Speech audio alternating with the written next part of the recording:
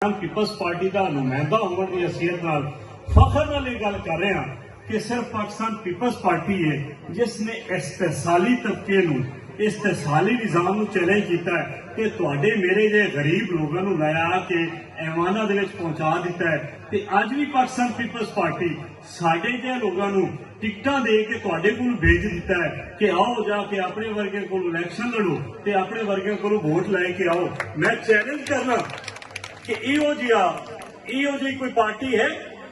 अज वेख लो कोई बलवाइयां बुलवा के हमले कर रहा है ते कोई उन्होंने लाशा बिछा रहा है ते जमहूरीयत की गल अगर करनी पई तो सिर्फ पीपल्स पार्टी करनी पई है।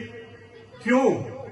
क्योंकि असीं ये सारा कुछ बर्दाश्त कर चुके हैं। मैं एक चीज होर है कि अज साडे सरकारी स्कूलों ते दावा बोलिया जा रहा है हुकूमत पंजाब की तरफों ताकि गरीब पढ़ ना सके। मैं उस उस्तादों भी ये कह रहा कि हुण तुहानूं समझ आ जानी चाहिए कि पाकिस्तान पीपल्स पार्टी ही तुहाडी 100% तनख्वाहां वधांदी सी। हुण तुहानूं याद आनी चाहिए पाकिस्तान पीपल्स पार्टी ते मैं पंजाब दी आवाम नूं रिक्वेस्ट करदा पिया कि सिर्फ तुहाडे कोल वैध हल है पाकिस्तान पीपल्स पार्टी।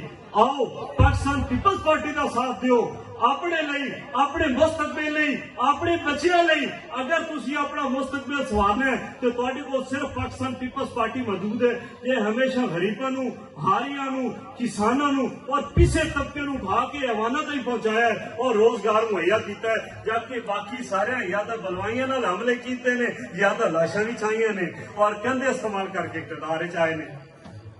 मैं एट दिस टाइम जिहड़ा है इत्थे मौजूद